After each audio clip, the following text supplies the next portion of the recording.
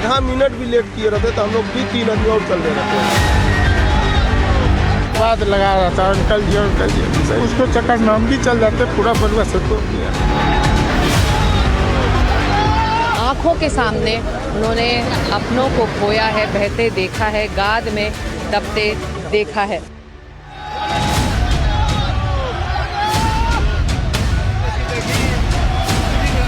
Helicopters यहाँ से लगातार उड़ान भर कर ऊपरी इलाकों में जा रहे हैं जहाँ पर इस वक्त मदद की ज़रूरत है। यही जदोजहद है और बड़ी चुनौती भी है इस वक्त नेपाल सरकार।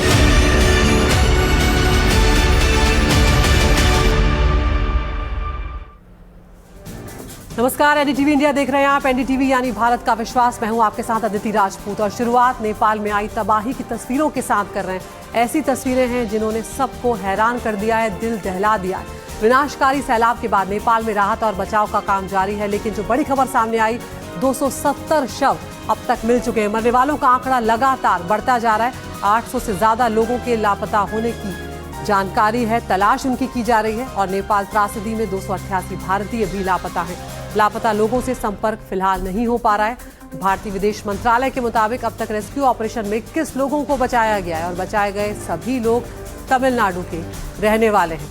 तो नेपाल त्रासदी पर भारतीय विदेश मंत्रालय का बयान सामने आया है। विदेश मंत्रालय के प्रवक्ता रणधीर जायसवाल ने कहा है, नेपाल में 288 भारतीय लापता हो गए हैं। नेपाल आपदा पर लगातार भारत की नजर बनी हुई है। बचाए गए सभी 21 लोग तमिलनाडु के रहने वाले हैं। जो लोग लापता हैं 288 लोग, उनसे अभी तक संपर्क नहीं हो पाया है। लगातार कोशिशें की जा रही हैं कि किसी तरह से संपर्क साधा जा सके। नेपाल आपदा पर भारत सरकार की नजर है। भारत मदद तो भेज ही रहा है, लेकिन नजर भी बनाए हुए है। तो भारतीय नागरिक हैं वहाँ पर जो इस त्रासदी में जिसपे जो अभी तक जिसको पाया नहीं जा रहा है, जिससे कांटेक्ट नहीं कर पाया जा रहा है हम लोग, वो 288 का एक फिगर है। इसमें 73 भारतीय नागरिक हैं जो कि त्रिशूली पावर प्रोजेक्ट में काम कर रहे हैं और हमारा एम्बेसी जो वहाँ का प्रोजेक्ट का हेड है उनसे टच में है। दूसरा ग्रुप है एक 37 लोगों का और 39 लोगों का जो तमिलनाडु से हैं। ये सम्राट ट्रैवल के जरिए कैलाश मानसरोवर यात्रा पे गए थे। तीसरा ग्रुप जो है 32 लोगों का है वेस्ट बंगाल से, पश्चिम बंगाल से, जो कि सम्राट ट्रैवल के जरिए कैलाश मानसरोवर यात्रा पे गए। चौथा ग्रुप जो है वो 61 लोगों का है जो विभिन्न राज्यों से गए हैं और ये रिचा ट्रैवल टूर्स के माध्यम से वहाँ गए। और पांचवा जो ग्रुप है जिसके बारे में मैं जिक्र कर रहा था पहले, वो 33 भारतीय नागरिकों का है जो केरल से हैं। तो 288 भारतीय हैं जो लापता हैं। अभी ये विदेश मंत्रालय की तरफ से साफ तौर पर कहा गया है। जो 21 लोग बचाए गए हैं वो तमिलनाडु के रहने वाले हैं। अलग अलग तस्वीरों के जरिए आपको दिखा रहे हैं कि किस तरह की त्रासदी नेपाल में आई है, जो इससे पहले लोगों ने कभी नहीं देखी थी और इससे उबरने में भी नेपाल को लंबा वक्त लगेगा। ऐसा सैलाब आया जिसने सोचने समझने का भी लोगों को मौका नहीं दिया और कुछ ही मिनटों में सब कुछ तबाह हो गया। रासुवा जो इलाका था वहाँ से ये शुरुआत हुई और उसके बाद चाहे बड़ी बड़ी चट्टानों की तस्वीरें हों, चाहे वो पुल हो, सब कुछ छलनी होता हुआ इस सैलाब में बहता हुआ ख़त्म होता हुआ नज़र आया। गांव के गांव यहाँ पर डूब गए हैं। आपको तस्वीरों के जरिए ये भी दिखा रहे हैं कि उस वक्त कैसी अफरा तफरी थी जब सैलाब आया। जो मजदूर हाइड्रो पावर प्रोजेक्ट पर काम कर रहे थे वो जान बचाकर भागते हुए नजर आए। एक अफरा तफरी, एक बेचैनी, एक बेतहाशा उन लोगों में नजर आ रही थी कि किस तरह से वो बचकर बस निकल जाएं। और इस सबके बीच में बड़ी खबर सामने आ रही है। नेपाल में मरने वालों का आंकड़ा और बढ़ गया है। 800 से ज्यादा लोग लापता हैं। 644 पर्यटक यहाँ पर शामिल हैं इसमें और नेपाली सेना ने 2000 जवानों को खोज और बचाव अभियान में लगाया है। तो यहाँ पर मरने वालों की तादाद बढ़ गई है। 800 से ज्यादा लोग लापता हैं और 270 लोगों की यहाँ पर करीब मौत हो चुकी है और लगातार ये आशंका बनी हुई है, ये डर बना हुआ है कि मरने वालों का आंकड़ा यहाँ पर बहुत बड़ा हो सकता है, क्योंकि ये जो तस्वीरें आपके सामने हैं ये बयां कर रही हैं उस वक्त के मंजर को कि किस तरह का ये सैलाब था, कितनी ऊंची ऊंची इसकी लहरें थी, कई इमारतों को, कई गाँव को ये लील गया है और अब जो मलबा है वो भी कई फीट तक का मलबा है। ऐसे में लापता लोगों को ढूंढना आसान यहाँ पर नहीं होगा। 25-30 फुट तक का मलबा जो है वो कई गाँव में देखा जा रहा है। तब ऐसे में यहाँ पर जो बचाव अभियान चलाया जा रहा है वहाँ पर रेस्क्यू टीमों के लिए भी भारी दिक्कत है इस मलबे को हटाकर लोगों को ढूंढना, क्योंकि अब सभी जगह पर ये मलबा फैला हुआ नजर आ रहा है। वो लोग जिन्होंने अपनों को खोया अब वो बस इंतजार कर रहे हैं और प्रार्थना कर रहे हैं कि वो जल्द से जल्द मिल जाए। तो 270 लोगों की अब तक नेपाल में मौत हो चुकी है और लगातार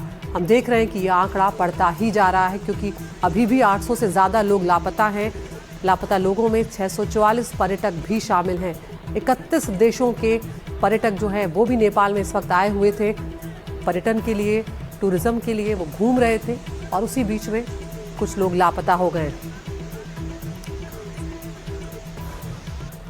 हमारे सहयोगी रणवीर सिंह हमारे साथ जुड़ गए हैं। रणवीर, इस वक्त आपकी मौजूदगी कहां पर है और तस्वीरों के जरिए दिखाएं रणवीर, आप क्या कुछ देख पा रहे हैं, क्या हालात हैं? देखिए, मैं इस वक्त नेपाल के गोरखा जिले में हूं और मेरे ठीक दाहिने हाथ पे आप देखिए कि तेज बहाव में आपको नारायणी नदी दिखाई दे रही है। और ये जो पुल है, इस पुल का नाम है त्रिशूली बेली ब्रिज। और ये जो त्रिशूली बेली ब्रिज है, इसके ठीक नीचे आपको एक नारंगी रंग की चीज़ दिखाई दे रही है। ये एक कंटेनर है।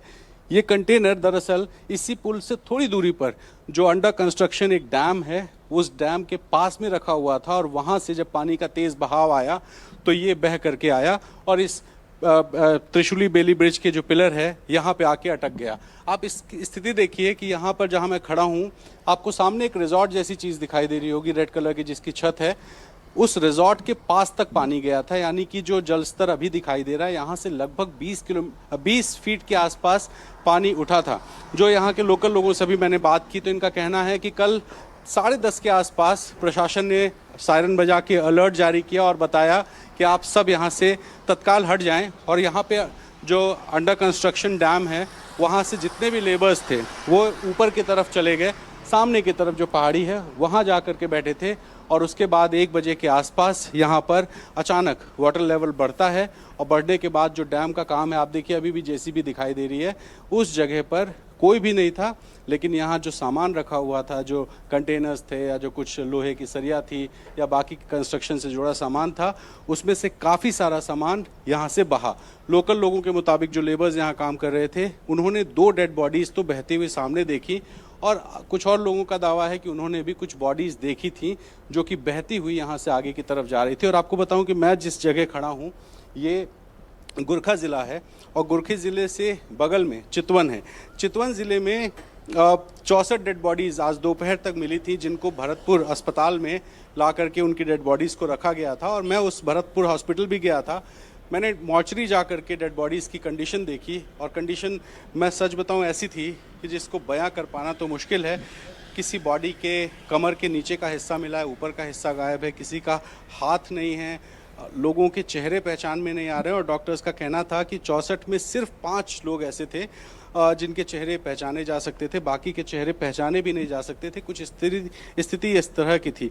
और यहाँ पर जो लोकल लोगों से हमने बात की तो वो बता रहे हैं कि ऊपर से जो डेड बॉडीज़ बह के आ रही हैं वो यहाँ से आगे नारायण घाट की तरफ जाती हैं। नारायण घाट जो कि जहाँ से नारायणी नदी है वहाँ पर बहुत नदी चौड़ी हो जाती है और चौड़ाई की वजह से जो डेड बॉडीज़ हैं वहाँ जा कर के रुक रही हैं और वहाँ सबसे ज़्यादा बरामदगी हो रही है। यानी कि चितवन ज़िले में सबसे ज़्यादा बरामदगी अभी तक डेड बॉडीज़ की हुई है। और अगर मैं आपको डेटा के हिसाब से बात करूं कि किस ज़िले में कितना डेटा मिला है तो नेपाल प्रशासन ने बताया कि 270 लोग अभी तक इस आपदा में उनके शव बरामद हुए हैं और लगातार जो शव हैं उनकी बरामदगी होती जा रही है। इसमें जो रसुआ है, जहां से ये शुरुआत हुई तिब्बत के बाद जो पानी आया रसुआ में, इसमें 17 लोगों की डेड बॉडीज़ अभी तक मिली हैं। वही नुआकोट वहां पर 12 लोगों की डेड बॉडी मिली। धादिंग में 27 और चितवन में 108, जहाँ जो 64 का डेटा था वो अब बढ़ के 108 हो गया। यानी कि इस जगह से जो डेड बॉडीज़ बह के आगे की तरफ जा रही हैं वो सब जा कर के लगभग चितवन में सबसे ज़्यादा डेड बॉडीज़ बरामद हो रही हैं और 108 वो आंकड़ा पहुंच चुका है। गोरखा जहां इस वक्त मैं खड़ा हूं, यहाँ भी प्रशासन ने अब तक 20 डेड बॉडीज बरामद की हैं। तनहू यहाँ पर 9 और नगर पूर्व यहाँ पर 62 डेड बॉडीज और नगर पश्चिम यहाँ से 15 डेड बॉडीज बरामद हुई हैं। तो इस इलाके में फिलहाल स्थिति अब पहले की तरह थोड़ी थोड़ी सामान्य जल स्तर के हिसाब से हो रही है, लेकिन जो लोग ऊपर की तरफ गए थे उनमें डर बहुत ज़्यादा था और नुकसान इस इलाके में जो नदी के अगल बगल के थे वहाँ पर बहुत ज़्यादा हुआ है। प्रशासन लगातार जो बहता हुआ पानी है इसमें सर्च ऑपरेशन चला रहा है, लेकिन आप अंदाज़ा लगाइए कि पानी का फ्लो देख करके कि इतने ज़ोर के पानी के फ्लो में किसी की डेड बॉडी को आइडेंटिफाई करना या उसे चेज करना और उसको बरामद करना ये एक बहुत मुश्किल टास्क है। बावजूद इसके अब तक 270 लोगों के शव मिल चुके हैं और अभी भी 800 से ज़्यादा लोग लापता हैं। एक लिस्ट प्रशासन की तरफ से जारी की गई है उन लोगों के जिनके नाम पते मिले हैं। तमाम सारे भारतीय जो कि कैलाश मानसरोवर यात्रा पे जा रहे थे वो रसुआ की तरफ से जाते हैं, वो सभी लोग फिलहाल लापता हैं। तो इस वक्त मैं यहाँ पे जहाँ गोरखा ज़िले में हूँ, यहाँ स्थिति फिलहाल कल की तुलना में सामान्य ज़रूर हुई है, लेकिन नुकसान इस इलाके में भी बहुत ज़्यादा देखने को मिला है। बिल्कुल रणवीर, आप तस्वीरों के जरिए जो मंजर दिखा रहे हैं उससे हम सिर्फ अंदाजा भर ही लगा पा रहे होंगे कि कल लोगों पर क्या कुछ बीती होगी, कल उन्होंने क्या कुछ देखा होगा, क्योंकि सोचने समझने तक का वक्त नहीं मिला। रणवीर, अब यहाँ पर जो खबरें आ रही हैं उसके मुताबिक कई फीट तक का मलबा जो है वो जमा हो गया है। ऐसे में रेस्क्यू ऑपरेशन चलाना भी अपने आप में बहुत चुनौतीपूर्ण साबित हो रहा होगा। देखिए, निश्चित तौर पे जो रोड है, जिस रोड से मैं आपको रोड दिखाऊं, ये रोड आती है मुगलिंग से काठमांडू जाने वाला ये रास्ता है, जहां पर ये गोरखा ज़िला पड़ता है। और गोरखा ज़िले में कल इस रोड को बंद कर दिया गया था। आज सुबह तक ये रोड बंद थी। अभी भी बड़ी गाड़ियों के लिए इस रोड को बंद करके रखा गया है। छोटी गाड़ियाँ कुछ परमिशन के साथ यहाँ आ रही हैं, जैसे हम यहाँ पे आए हैं। तो इस रोड पर फिलहाल आवागमन सामान्य नहीं हुआ है। और जब हम बात करते हैं नुकसान की, तो आप देखिए अभी भी जो जेसीबी जहाँ खड़ी है उसके पीछे कुछ लोग हैं। जहाँ वो लोग खड़े हैं उनके सर से ऊपर तक पानी था। और जब पानी का बहाव यहाँ के लोगों ने बताया लगभग 2 घंटे तक उसी जल स्तर पर था, यानी कि जो अभी का जल स्तर है, अभी के वाटर लेवल से 20 फीट से ज़्यादा पानी बढ़ा और लगभग 2 घंटे तक बहाव उतना ही रहा।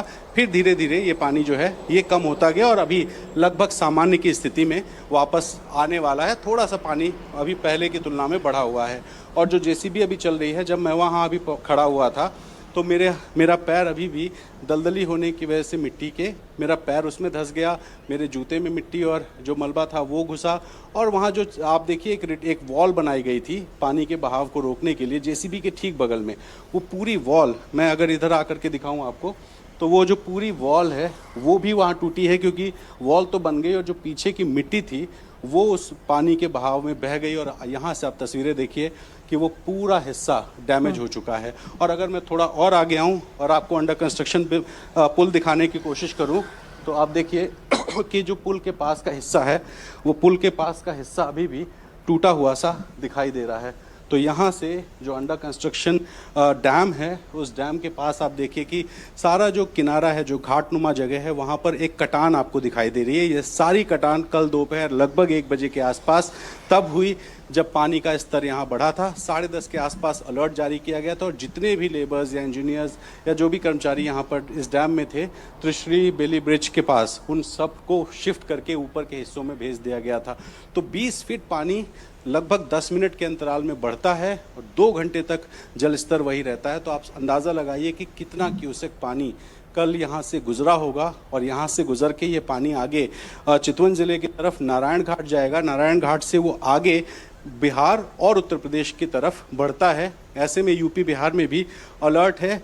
यहाँ की स्थिति ये है कि जो भी लोग नदी के किनारे रह रहे थे उनको सबको शिफ्ट किया गया था और उनका बहुत सारा नुकसान जो घर में रखा हुआ सामान था वो पानी के बहाव में बाहर की तरफ। हो सकता है कुछ मवेशी भी हों, हम बात करने की कोशिश अभी लोगों से करेंगे। थोड़ी सी भाषाई दिक्कत भी है जो लोग समझा नहीं पा रहे हैं, लेकिन यहाँ पर लोग बता रहे हैं कि वो अपनी जान बचाने के लिए जब ऊपर की तरफ गए तो घर में रखा या घर के बाहर रखा हुआ कुछ सामान जो था उसका भी नुकसान नदी के किनारे वाले इलाकों में देखने को मिला है। तो ये अंडर कंस्ट्रक्शन जो डैम है, आपको मैं यहाँ सामने की तरफ से अगर दिखाने की कोशिश करूँ तो आप देखिएगा कि यहाँ पर एक रिटेनिंग वॉल बनाई गई थी। बिल्कुल यहाँ सामने की तरफ से आपको शायद दिखाई दे, वो बिल्कुल देखिए सामने टूटा हुआ हिस्सा। मेरे कैमरामैन वीरेंद्र यहाँ से दिखाने की कोशिश करेंगे। वो बिल्कुल जो आपको पिलर दिखाई दे रहा है, वो जो पिलर है वहाँ पर एक रिटेनिंग वॉल बनाई गई थी, वो पूरी की पूरी रिटेनिंग वॉल बह गई। और यहाँ पीछे एक पिलर भी है जो मोटा पिलर था। और वीरेंद्र यहाँ से आप दिखा पाएंगे, यहाँ से आप दिखाइए वो जो पिलर दिख रहा है, इसके बगल में एक और पिलर इसी तरह का था। लगभग 10 फीट इसकी चौड़ाई और 10 फीट से ज़्यादा इसकी मोटाई थी। उसमें 2 में से एक पिलर टूट करके गिर गया। तो पानी का दबाव कितना रहा होगा कि 10 फीट चौड़ा और लगभग 10 फीट उसकी चौड़ाई जो थी उस पिलर की, उस पूरे पिलर को पानी का बहाव तोड़ दिया। मोटी मोटी सरिया उसमें लगी हुई है, बहुत सारा सीमेंट लगा हुआ है। और डैम जो कि पानी रोकने के लिए बनाया गया था, वहाँ पर पिलर ने उस पानी के दबाव को वो नहीं झेल पाया और उसके बाद टूट करके बिखर गया। कंटेनर जो कि मैंने आपको शुरू में दिखाया था, वो कंटेनर जा कर के बह के इसी त्रिशूली बेली ब्रिज के जो पिलर है वहाँ पर अटका हुआ है अभी भी। और जो लोग हैं, जो काम करने वाले, वो डरे हुए थे। तो फिलहाल यहाँ से उस रिटेनिंग वॉल को देख करके आप अंदाज़ा लगाइए और एक बार फिर से वो कंटेनर की तस्वीरें हम आपको दिखाने की कोशिश करते हैं। कई जगहों पर अभी भी इंटरनेट की दिक्कत है, उसको रिस्टोर करने की कोशिश हो रही है। कई जगहों पर बिजली की समस्या है। आप सामने देखिए, ऑरेंज कलर का जो कंटेनर है वो कल 1-1:30 बजे के बीच में बहा और यहाँ आकर के लगा हुआ था। तो इस तरह से बिजली रिस्टोर करना, अस्पतालों में बिल्कुल रणवीर, जो तस्वीरें आप दिखा रहे हैं और जो कहानी आप बयां कर रहे हैं, वो ये समझने के लिए काफ़ी है कि इससे भयावह त्रासदी नेपाल ने इससे पहले शायद कभी नहीं देखी होगी और इससे उबरने में भी बहुत वक्त लगेगा। लौटेंगे रणवीर आपके पास, आप बने रहिए हमारे साथ। इस सब के बीच में नेपाल में जो तबाही से मानसरोवर यात्रा के लिए जाने वाली सड़क है वो भी पूरी तरह से बह गई और इस तरह की कई सड़कें हैं। एनडीटीवी की टीम उसी सड़क पर पहुंची है जहाँ जो सड़क मानसरोवर तक जाती है और वहाँ का हाल दिखा रही है सिकता दी। हम इस वक्त उस सड़क के डेड एंड पर पहुंच चुके हैं जहां से रोजाना सैकड़ों की तादाद में सैलानी मानसरोवर यात्रा के लिए इसी रास्ते आगे बढ़ा करते थे। जो तमाम पर्यटक इस वक्त लापता बताए जा रहे हैं, जो अपने ट्रैवल एजेंट्स के जरिए मानसरोवर यात्रा के लिए निकले थे, इसी सड़क के रास्ते वो मानसरोवर यात्रा तक जा रहे थे और जिसके दौरान ये सैलाब आया है। और बताया जा रहा है सैलाब में कई ऐसे पर्यटक लापता इस वक्त हैं। तो हम उस पॉइंट पर पहुंच चुके हैं, उस डेड एंड पर पहुंच चुके हैं। यहाँ से सड़क जो जाती थी वो तिब्बत बॉर्डर तक जाती थी और मानसरोवर यात्रा के लिए फिर वहीं से आगे पर्यटक और ट्रैवल एजेंट्स बढ़ा करते थे, जो सड़क के रास्ते से मानसरोवर की तरफ बढ़ते थे। अब कल के सैलाब के बाद, कल के फ्लैश फ्लड के बाद ये जो पूरी सड़क है वो बह चुकी है। तबाही का मंजर आपके सामने है। कितनी भारी तबाही हुई है कि ये पूरा जो हाईवे है तिब्बत बॉर्डर तक वो बह चुका है। इससे आगे अब बढ़ना नामुमकिन है। हम यहाँ के स्थानियों से लगातार बात कर रहे हैं। वो कह रहे थे कि आम जनजीवन कल सुबह तक, सैलाब के आने से पहले तक बिल्कुल नॉर्मल था, बिल्कुल सामान्य था। टूरिस्ट की गाड़ियां आवाजाही चल रही थी, लेकिन अचानक कहीं से ये सैलाब आया। अनाउंसमेंट्स हालांकि यहाँ पर स्थानीय पुलिस ने किए थे कि आगे से फ्लैश फ्लड हो रहा है, आप तुरंत हटिए, लेकिन इतना वक्त भी नहीं था। कई ऊंची फीट पानी के साथ साथ गाद और मलबा यहाँ बहता चला आया और इसी तरह सड़कें बहती चली गई। इसके आगे जो संपर्क है वो कट चुका है। अब हवाई सर्वेलेंस के जरिए ही ये जानकारी हासिल करने की कोशिश की जा रही है कि आगे अगर लोग फंसे हैं तो उनकी हालत इस वक्त कैसी है। और ज्यादातर वही सैलानी हैं जो मानसरोवर यात्रा के लिए निकले थे। ऐसे कई सैलानियों की जो लिस्ट है वो नेपाल टूरिज्म बोर्ड ने जारी भी की है, जिस पर सभी की निगाहें हैं। और नेपाल टूरिज्म बोर्ड इसको लेकर अभी कार्रवाई कर भी रहा है कि अगर आगे कोई सैलानी फंसा हुआ है या फिर ट्रैवल एजेंट्स अपने ग्रुप्स के साथ आगे फंसे हुए हैं तो उन्हें तुरंत राहत पहुंचाई जाए और उनका बचाव किया जाए। लेकिन फिलहाल इस वक्त हम पहुंच चुके हैं उस हाईवे पर जो सड़क सीधे जाती थी मानसरोवर यात्रा के लिए, लेकिन कल के सैलाब के बाद ये सड़क पूरी तरह से टूटकर बह चुकी है। नेपाल से कैमरा पर्सन पुजारिया के साथ सिकता देव, एनडीटीवी इंडिया के लिए।